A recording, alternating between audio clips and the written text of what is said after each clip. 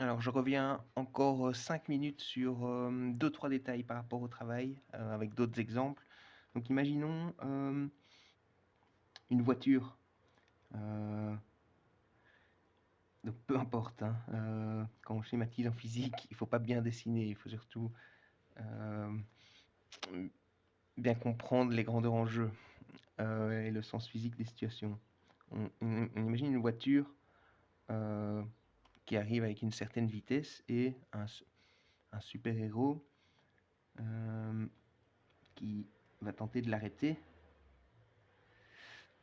Donc la voiture arrive sur lui et ben, il pousse de toutes ses forces, il est très fort et donc ben, là, c'est le moment donc il se la voiture arrive sur lui, il commence ici à pousser et puis la voiture, ben, elle va freiner de plus en plus mais il va pas l'immobiliser instantanément. Donc la voiture, elle va décélérer, elle va quand même parcourir une certaine distance et lui, il va reculer tout en poussant. Et donc disons que, il aura reculé de 10 mètres.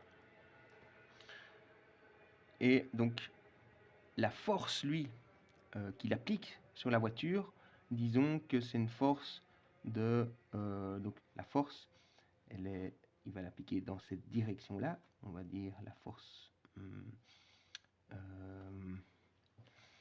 du super-héros FS. Et donc il applique une force dans le sens opposé ici au déplacement de la voiture. Donc il vient avec une certaine vitesse, mais c'est surtout, elle vient dans cette direction-là, vers la droite. Et donc, ben, pendant tout le temps, donc entre ce point-ci, la voiture a une vitesse v, et à ce point-ci, la voiture a une vitesse nulle. Et pendant tout ce temps, il a continué d'appliquer la même force Fs. Et donc il est parvenu à immobiliser le véhicule. Donc j'espère que vous comprenez un peu la situation. Donc la voiture arrive ici, il pousse de toutes ses forces vers la gauche, mais donc il glisse, il dérape sur le sol, mais il parvient à immobiliser la voiture ici après 10 mètres, après avoir dérapé de 10 mètres. Et donc dans ce cas-ci, si on schématise encore plus la situation, on a une force vers la gauche qu'on a appelée Fs, et on a un déplacement vers la droite. Donc je note comme si c'était un vecteur, parce que c'est un déplacement qui a une direction. Et donc le travail, dans ce cas-ci, le travail ben, effectué sur la voiture, comme l'exemple tout à l'heure avec la caisse, le travail effectué sur la voiture, donc ce sera la force qui agit sur elle. Oui, donc dans la direction de son déplacement, fois le déplacement, mais donc le déplacement, il est dans la direction opposée à la force, donc il y a un signe moins quelque part. En fait, ça dépend de la direction des x positives qu'on choisit, mais si la force est opposée au déplacement, il y a simplement un signe moins. Si on veut être plus rigoureux, on devrait assigner ici, choisir un référentiel avec des directions x, y, qu'on peut choisir. Hein. J'aurais pu choisir la direction des x vers la gauche, mais ici, voilà, disons que je choisis la direction des x vers la droite, et donc en fait, c'est la force qui aura un signe négatif. On voit que la direction de la force est dans la direction opposée des x positifs, et donc dans ce cas-ci, on aurait moins, le travail, ce serait moins la force, si on exprime le travail dans le système qu'on s'est choisi ici, moins la force fois le déplacement, mais lui, il est dans la même direction que la direction qu'on s'est assignée pour les x, et donc lui, c'est simplement, il a un signe positif. Et donc le travail total, ce serait, donc, la force, disons qu'il applique une force de 1000 newtons, c'est un super-héros, c'est 1000 newtons, ça paraît bien. Et donc là, le travail, ce sera moins 1000 newtons fois 10 mètres. Et donc on obtient moins 10 000 joules. Et dans ce cas-ci, donc on voit que le travail est négatif, donc c'est un travail résistif, c'est-à-dire que le travail contribue à diminuer l'énergie du corps, donc on a calculé le travail pour la voiture, et en effet, son énergie diminue, vu qu'on l'a immobilisée, donc elle a perdu, on verra au point 3, de l'énergie cinétique. Voilà, et un dernier exemple de travail, le travail de la force de gravité, parce qu'on l'utilisera aussi au point 3. Or, on peut le calculer dès maintenant. Imaginons un corps qu'on assimile à un point matériel qui chute, qu'il est en chute libre, donc on le lâche d'une certaine hauteur h,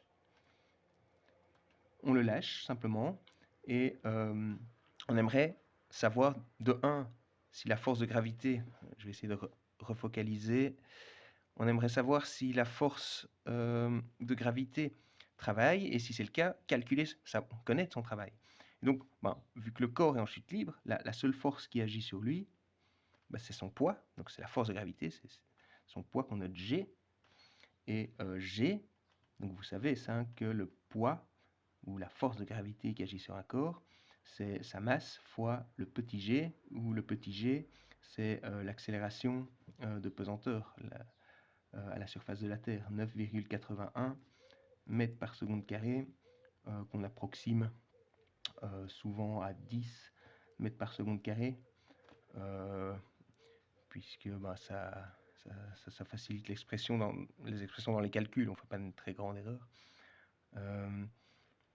Et donc, on aimerait savoir si cette force travaille. Et pour le savoir, on va de nouveau regarder la formule du travail qui est F fois D, en se souvenant que le déplacement qui intervient ici, c'est le déplacement du point d'application de la force.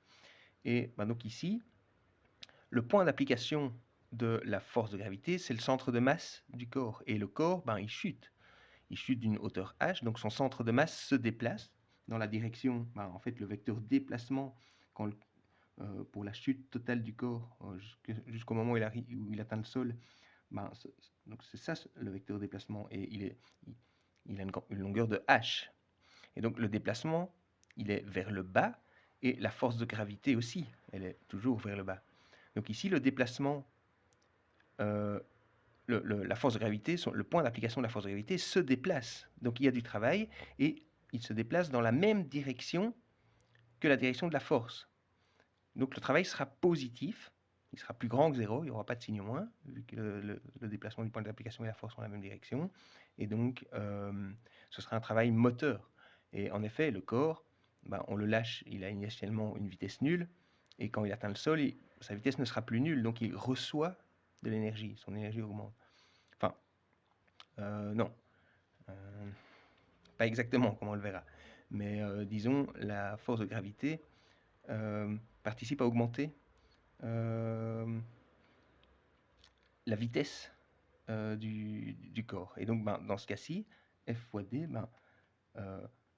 la force ici, c'est le poids, et la distance, c'est h. G, on peut l'exprimer donc en termes de la masse. Le poids, c'est mg, et donc on aura mg fois h, le travail de la force de gravité pour une chute d'une hauteur h. Et vous allez voir que cette expression elle reviendra au point 3.